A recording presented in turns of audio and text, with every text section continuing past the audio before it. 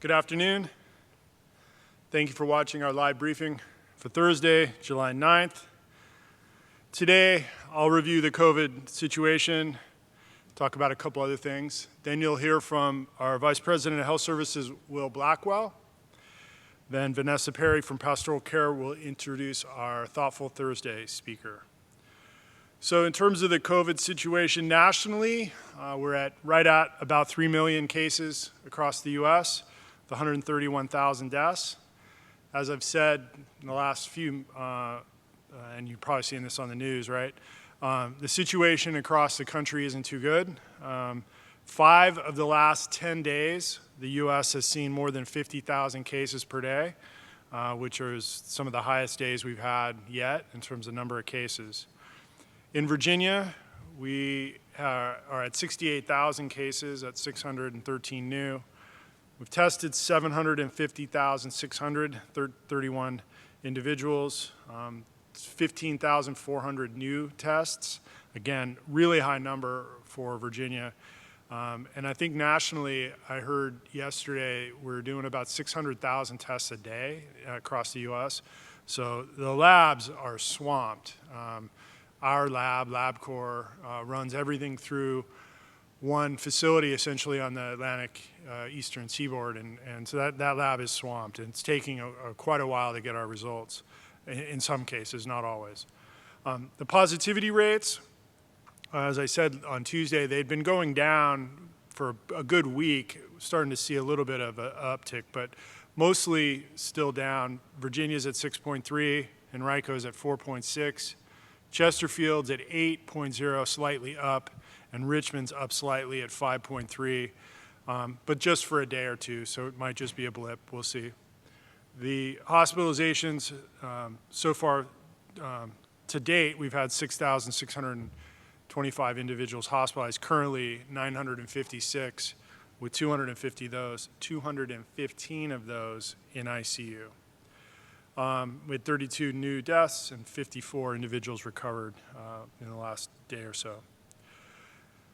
Now, here on campus, yesterday, Wednesday, July 8th, Westminster Canterbury Richmond learned that a second resident of the Mary Morton Parsons Health Center has tested positive for COVID-19. This resident was tested on Monday, July 6th, as part of our testing in response to the first case in Parsons who tested positive on the same floor. We learned about that one on Monday. The newest resident who's positive does have some symptoms of a low-grade fever and a light cough, but is recovering. I checked in on her today. She looks like she's recovering in Parsons Health Center. Residents of the Parsons Health Center continue to be under quarantine per the VDH and CMS regulations. In response to the positive test results received on July 6th, we retested all the residents living on that floor in Parsons and each employee that has worked since June 30th. And we'll know more about that in the coming days. Before I go to the next topic, I just want to take a minute and acknowledge the great work of our nursing team, from the nursing leadership to the nurses and the CNAs. Every one of them has done an amazing job under incredibly difficult conditions. I, like Will, I'm on the floor every day, pretty much, almost every day in Parsons. The nurses and the aides working in the whole facility, but really even more so those working with the COVID positive residents. They just go about their work like it's just another day, and it's amazing to see the attitude and professionalism. Really stressful situation, but you wouldn't know it by spending time with them. It's just taking care of people, which is what they do. Currently, we're waiting on test results, a lot of them. We have 119 tests, resident tests pending meaning the test's been done, we're waiting on the result back from LabCorp.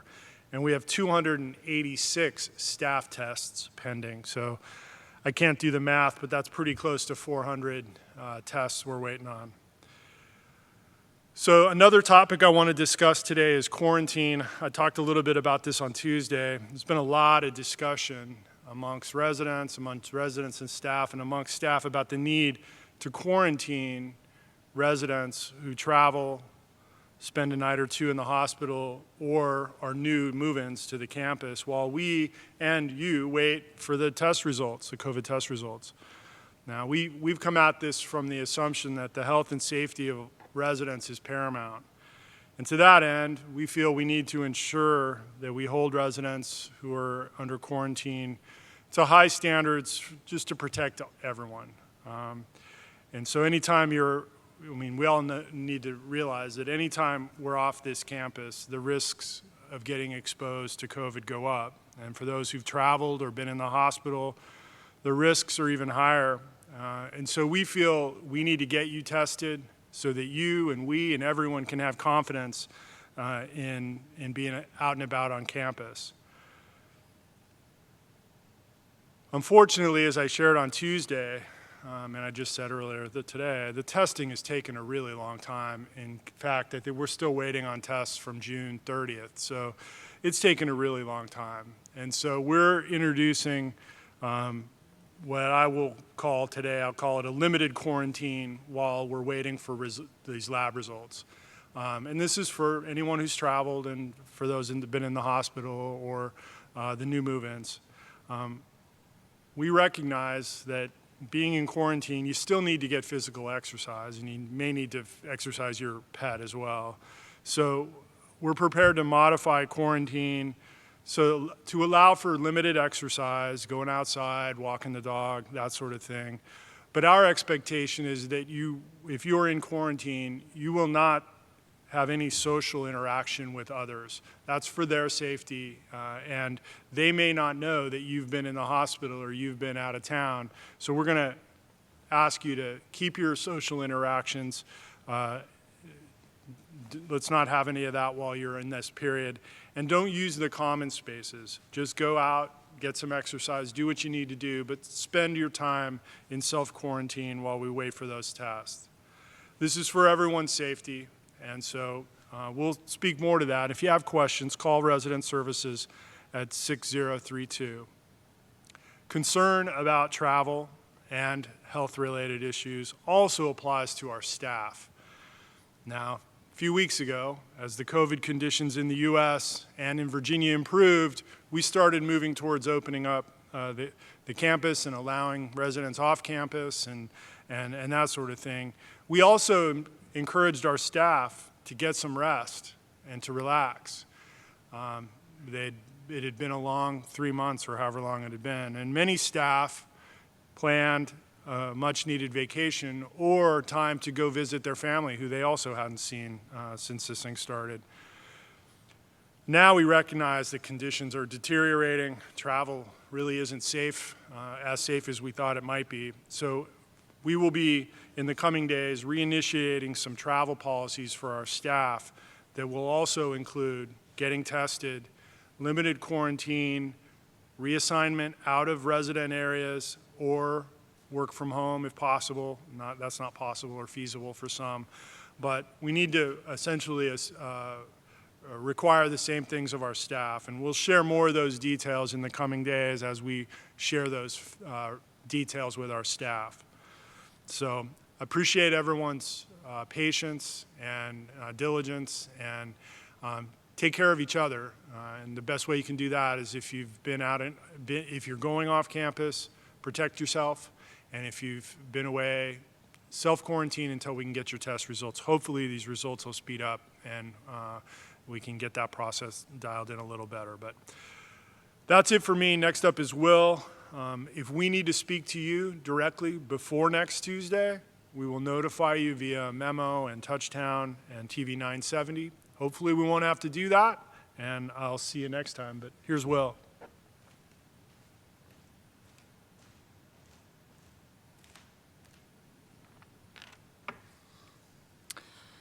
Good afternoon, everyone.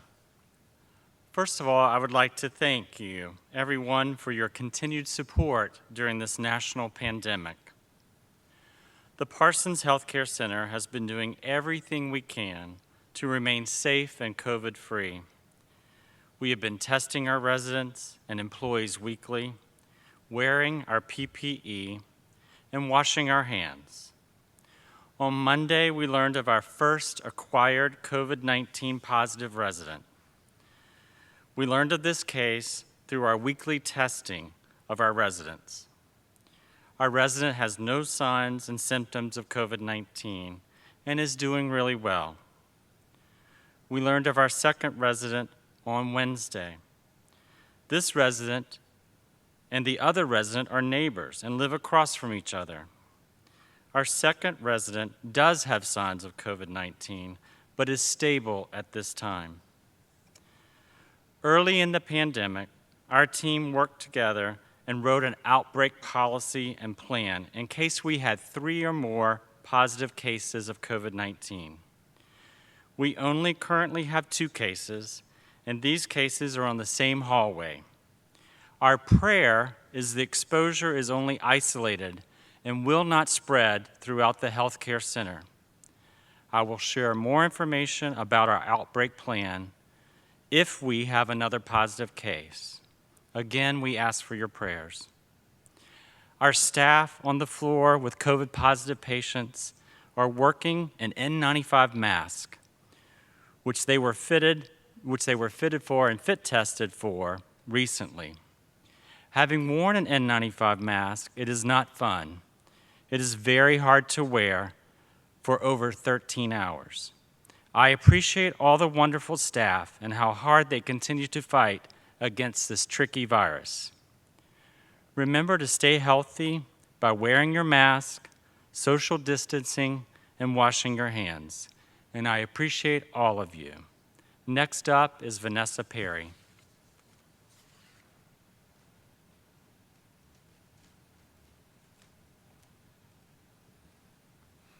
Good afternoon, everyone. I'm Vanessa Perry, Pastoral Care Administrator here at Westminster Canterbury. And I want to welcome you all to this segment of the Thoughtful Thursdays, where I have the honor of introducing Reverend Canon Bob Hetherington. He's one of our residents here and Episcopal minister here at the Diocese of Virginia.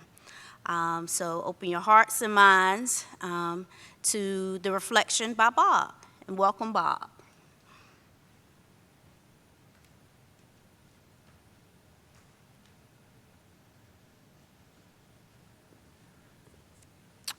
Good afternoon, everybody.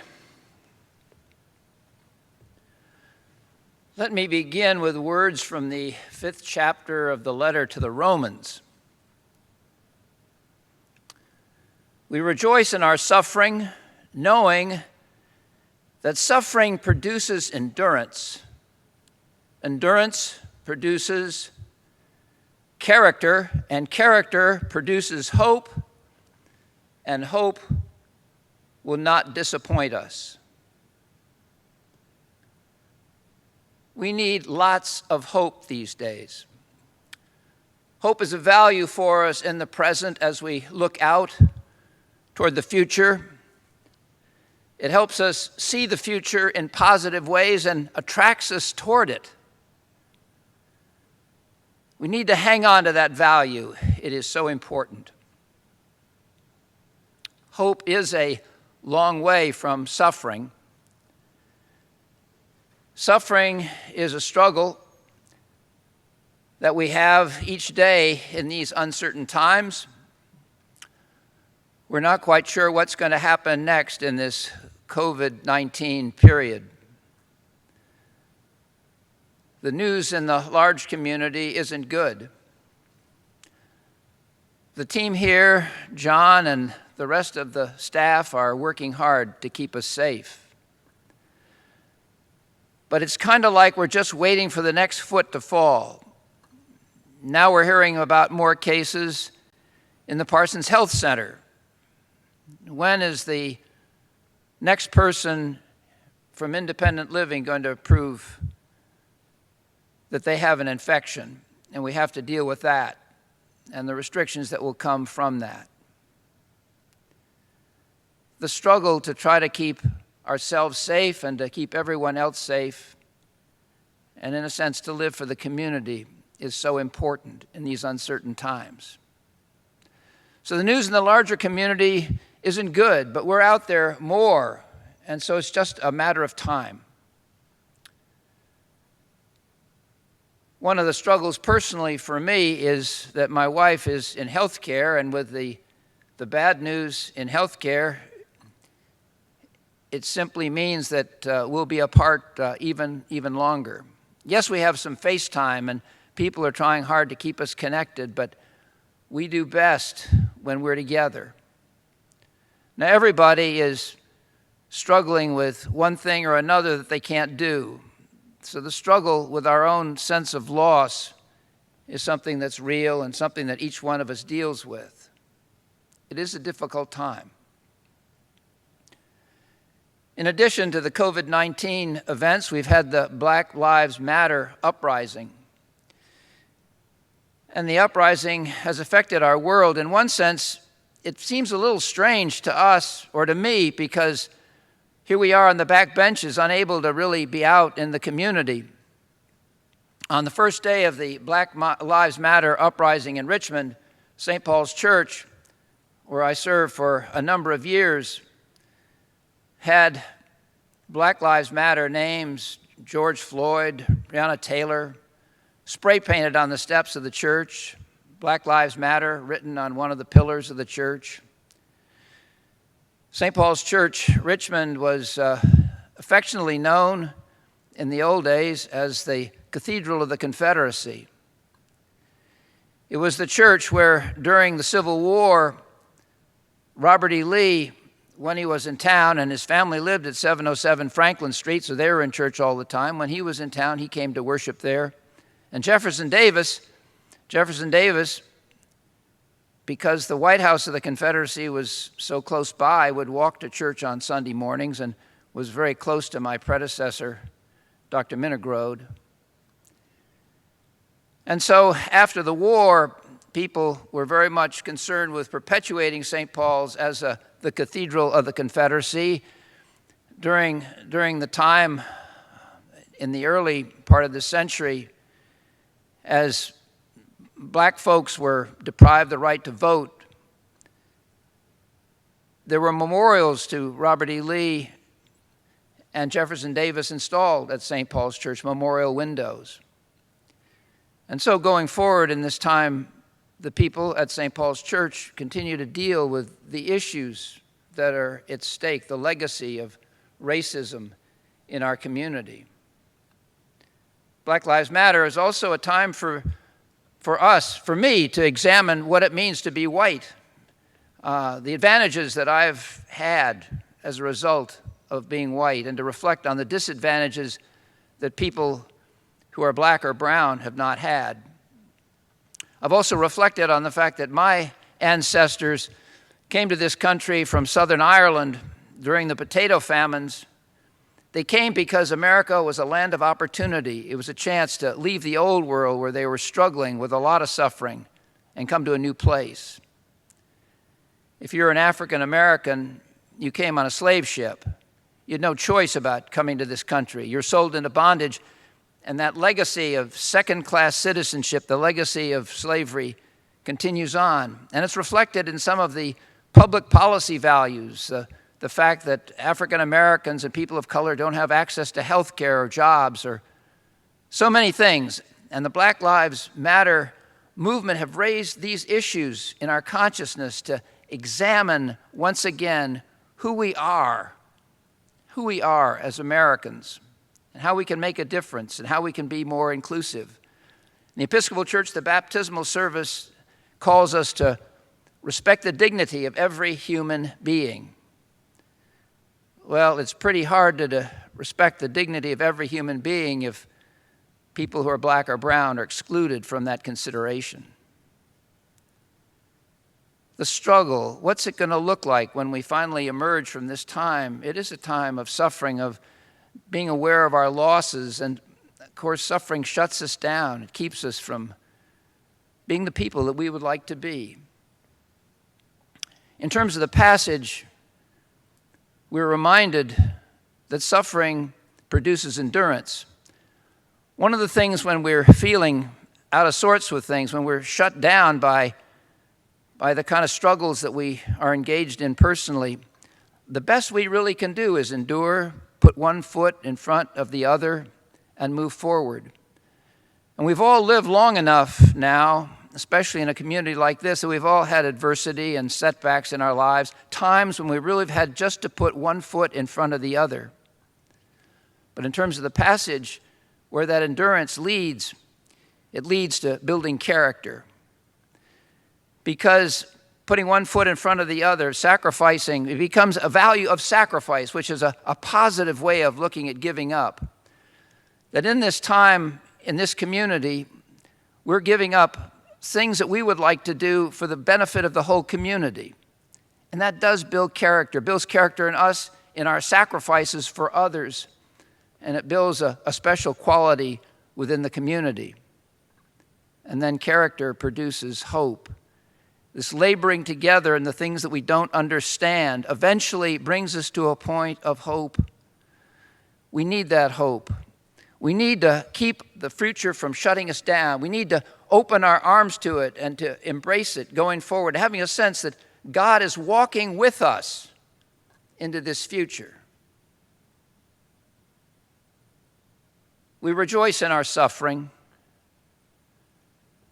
knowing that suffering produces endurance, endurance produces character, and character produces hope. And hope will not disappoint us. May we have that hope. May we journey forward today and tomorrow. And may we live for each other so that when we emerge from this time, that we will see a future that is brighter. There'll be new opportunities for us. We'll be better and stronger people.